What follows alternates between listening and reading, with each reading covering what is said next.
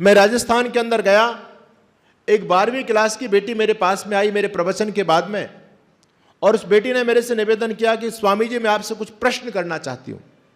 मैंने कहा पूछो, क्या पूछना चाहती हो? बोले आप मुझे पहले क्षमा कर दीजिए क्योंकि मेरे प्रश्न बड़े विचित्र होंगे और आज तक मेरे प्रश्नों का कोई जवाब नहीं दे पाया, मुझे संतुष्ट नहीं कर पाया।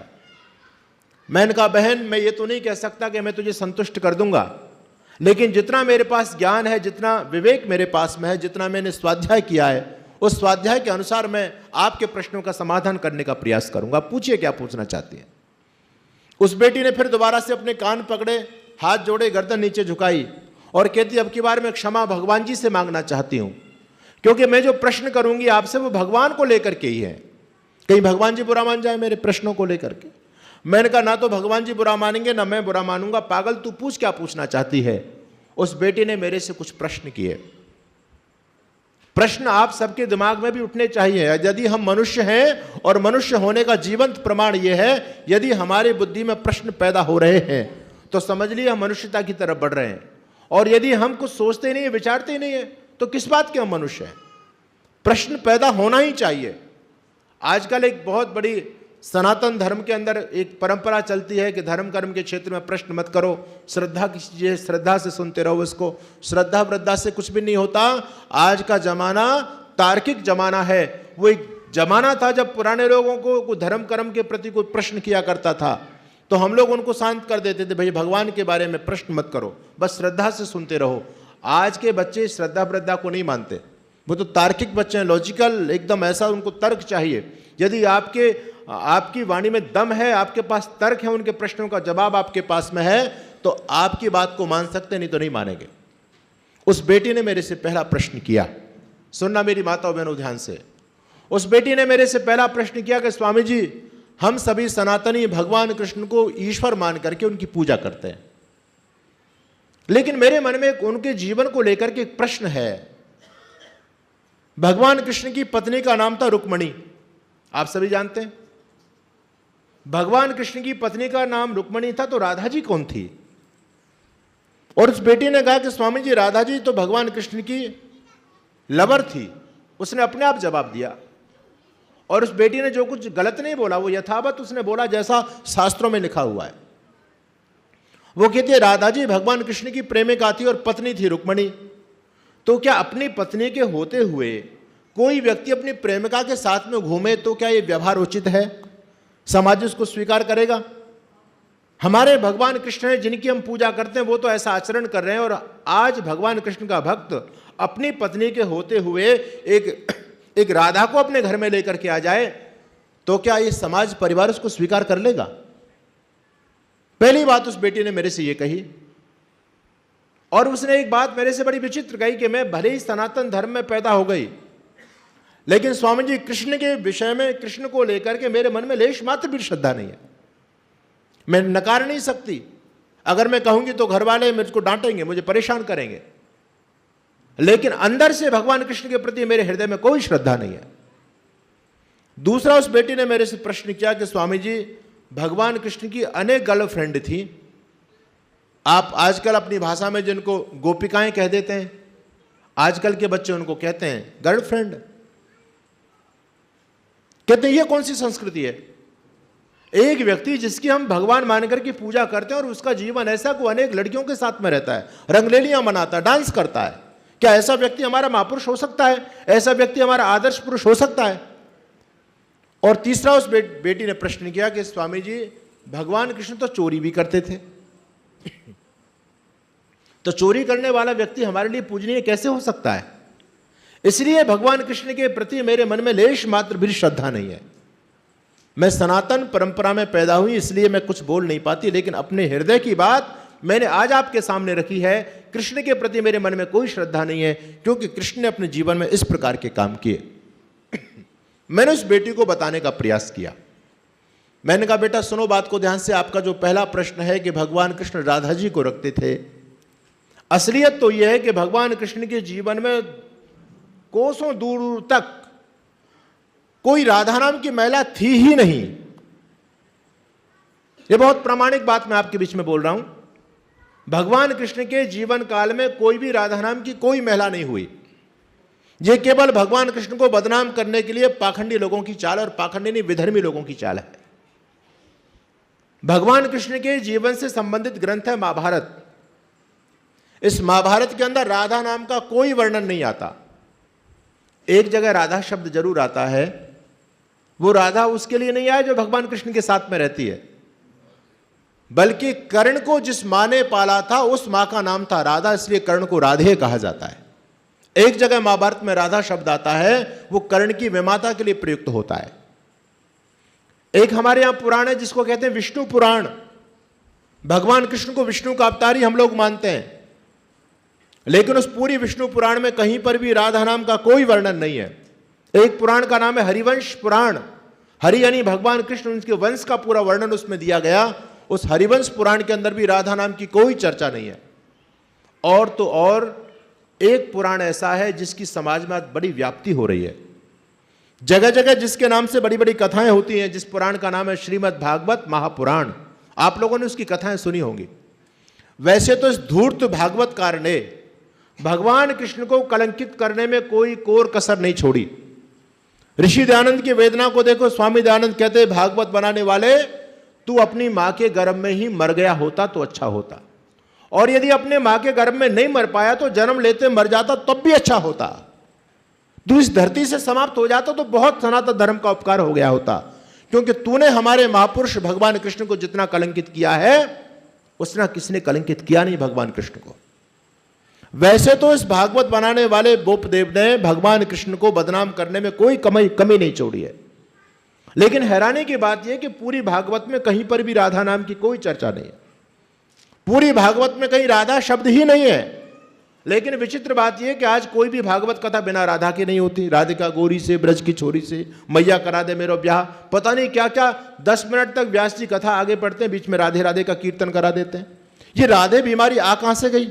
ना रामायण, ना महाभारत के अंदर है, ना आपके विष्णु पुराण के अंदर है, ना महाभारत के अंदर है, ना भागवत के अंदर है।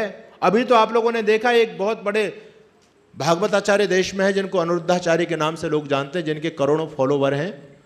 उस व्यक्ति ने मूर्खता की बात कर दी मंच पर बैठ करके। वो कहता है, लोग कहते हैं कि राधा नाम का कोई वर्णन नहीं है भागवत के अंदर। मैं बताता हूं कि राधा नाम का वर्णन भागवत के अंदर आया है।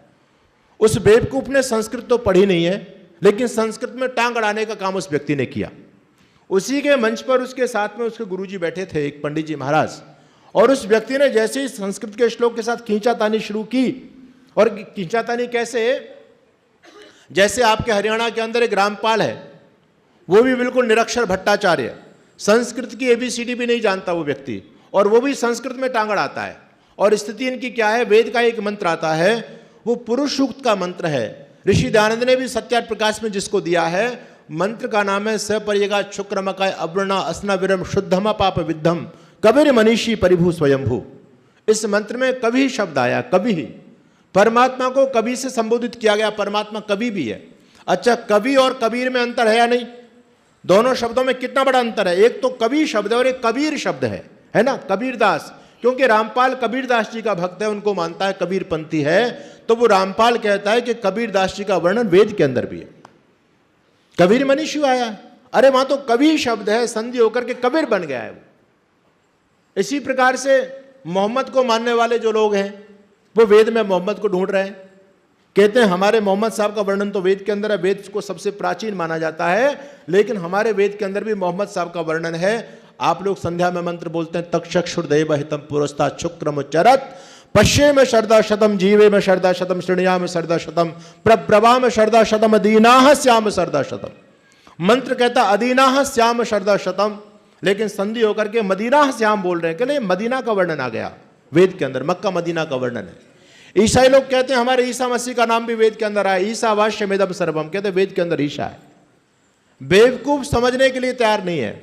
आखिर पंडित जी ने कहा कि भागवत के अंदर राधा नाम का वर्णन है, लेकिन उनके गुरुजी ने अच्छी उनको सुनाई कि भाई तुम कब जानते नहीं हो, तुम संधि विच्छेद नहीं जानते हो, संस्कृत तुम पढ़े नहीं हो, तो क्यों बेकार की बातें करते हो। कहने का भाव यह कि पूरी भागवत के अंदर कहीं पर भी राधा नहीं है। अब ये राधा आ कहां से गई? एक पुराण सबसे नवीन पुराण है, हालांकि पुराणों की संख्या बढ़ती चली जा रही है अब, लेकिन जो 18 पुराण माने जाते हैं, उन पुराणों में सबसे नवीन पुराण माना गया ब्रह्म वैवर्त पुराण को। और यह पुराण मुगल कालीन है, मुसलमानों के समय में लिखा गया है। उन लोगों ने देखा कि हम भारत में अपने धर्म का प्रचार करना चाहते हैं। भारत तो तपस्वियों की भूमि है, सिद्धों की भूमि है, संतों की भूमि है, यहाँ तो त्याग और ब्रह्मचर्य का महत्व है। इनके महापुरुषों को देखो, भगवान कृष्ण ने अपने जीवन में कभी भी कोई गलत आचरण ही नहीं किया। भगवान राम को देखो, उनका जीवन कितना पवित्र। और हमारे महापुरुष, हमारे पैगंबर तो डूबे पड़े हैं। उन्होंने ना 6 साल की को छोड़ा, ना 40 साल की महिला को छोड़ा। तो भारत में हम पैर कैसे रखेंगे? इसलिए उन लोगों ने क्या किया, उन लोगों ने एक पुराण की रचना कराई, जिस पुराण का नाम है ब्रह्म वैवर्त पुराण। और इस पुराण में राधा नाम की नई कल्पना की गई। ब्रह्म वैवर्त पुराण के अलावा किसी भी पुराण में राधा का कोई वर्णन नहीं है। और इस ब्रह्म वैवर्त पुराण के अंदर राधा और कृष्ण के 4 संबंध बताए गए हैं। पहला संबंध क्या है? कहते हैं राधा जी कृष्ण जी की पत्नी थी। अब सुनिए, दूसरा संबंध बताया गया, राधा जी कृष्ण जी की प्रेमिका थी। पत्नी भी लिखा और प्रेमिका भी लिखा है। तीसरा संबंध लिखा है, राधा जी कृष्ण जी की आराध्या शक्ति थी। और चौथा संबंध बताया गया है, राधा जी कृष्ण की मामी थी। ये जो आर्य समाज के अंदर भी लोग कहते हैं ना कि राधा जी कृष्ण की मामी थी, ये ब्रह्म वैवर्त पुराण का वचन है। वस्तुतः मेरा मानना यह है कि राधा नाम की महिला कोई थी ही नहीं। ये तो राधा नाम की महिला एक बहुत बड़ी डांसर हुई। जैसे आजकल सपना चौधरी का नाम आप लोग सभी जानते हैं। और वो इतनी बड़ी डांसर थी कि उसके जब कार्यक्रम होता था तो बहुत बड़ी तादाद में लोग एकत्रित हुआ करते थे। पुराना जमाना था, इलेक्ट्रिसिटी लाइट नहीं हुआ करती थी, तो पहले मशाल जलाया करते थे लोग। तेल से मसाले लोग जलाया करते थे। तो जब राधा का कोई कार्यक्रम कराना हो उस डांसर का, तो कम से कम 9 मन तेल चाहिए होता था। इसलिए कहावत चली समाज में, ना 9 मन तेल होगा ना राधा नाचेगी। एक कहावत हमारे समाज में चलती है। तो राधा का कार्यक्रम कराने के लिए 9 मन तेल की व्यवस्था करनी पड़ती थी। इतनी बड़ी कोई डांसर राधा हुई होगी। उस राधा के नाम से उन्होंने भगवान कृष्ण को बदनाम करने के लिए एक नई कल्पना की मन के अंदर। और राधा को भगवान कृष्ण के बगल में आकर के बिठा दिया। पहले आप भगवान कृष्ण के मंदिर आप देखेंगे तो कहीं पर भी भगवान कृष्ण के मंदिरों में राधा नाम की कोई मूर्ति नहीं है, राधा कुछ है ही नहीं। और आज षड्यंत्र इतना चरम सीमा पर चल गया। आप जगन्नाथपुरी जाइए, जगन्नाथपुरी की जो मोटी मोटी दीवार प्राचीरें हैं, उनमें राधा स्तोत्र के नाम से नई नई पट्टिकाएं लगाई जा रही हैं। आज जबरदस्ती राधा को थोपा जा रहा है सनातनी लोगों के ऊपर, लेकिन कोई समझने के लिए तैयार नहीं है राधा नाम की बीमारी आ कहां से गई। मैंने उस बेटी को समझाया कि बेटी, भगवान कृष्ण के जीवन में राधा का कोई भी ताल्लुकात नहीं है। और दूसरी बात जो तू कहती है कि भगवान कृष्ण ने अपने जीवन में बहुत सारी गर्लफ्रेंडों के साथ उनके संबंध रहे, ये भी झूठी बातें, सारी की सारी भागवत की झूठी बातें। भगवान कृष्ण तो गीता में कहते हैं, यदि यदि आचरिति श्रेष्ठा तत्तद अनुवर्तते जना सयद प्रमाणम कुरते लोकस्तद अनुवर्तते। श्रेष्ठ व्यक्ति जैसा आचरण करते हैं, सामान्य व्यक्ति उनको देख करके सीखते हैं। भगवान को हम श्रेष्ठ मानते हैं कृष्ण को। अगर कृष्ण चोरी करेंगे तो भक्त चोरी करेंगे या नहीं, बोलो? अगर कृष्ण व्यभिचार करेंगे तो भक्तों को करना चाहिए, व्यभिचार नहीं करना चाहिए। अरे जब भगवान हमारा इस काम को कर रहा है तो भक्त कैसे पीछे रह सकते हैं? मेरी माताओं बहनों, समझने का प्रयास करो।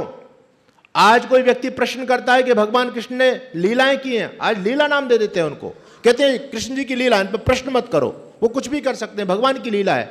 केवल लीला लीला कहने से पिंड छूटने वाला नहीं है आपका।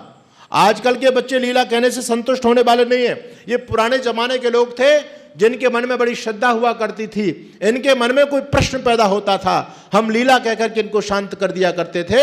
आजकल के बच्चे तो तत्काल मुंह पर बोलते हैं, अरे कृष्ण करे तो लीला और हम करें तो करेक्टर ढीला। कृष्ण चोरी करें तो लीला है, कृष्ण व्यभिचार करें तो लीला है, और आजकल के बच्चे करें तो जेल में ठोक देते हैं उनको। यह कौन सा व्यवहार हमारे समाज में चल रहा है? मैंने उस बेटी को बताने का प्रयास किया। आखिर उस बेटी ने कहा कि गुरुजी, आज भगवान कृष्ण के प्रति मेरे मन में श्रद्धा का भाव पैदा हुआ है। अब तक मैं कृष्ण को नहीं मानती थी, लेकिन आज जब आपने समझाया कि कृष्ण का जीवन ऐसा नहीं है, मैंने कहा बेटा इसमें मेरा कुछ भी नहीं है। अगर मुझे भी ऋषि दयानंद जैसा गुरु नहीं मिला होता तो मैं भी कृष्ण को पता नहीं चोर और छलिया लंपट क्या क्या मान रहा होता।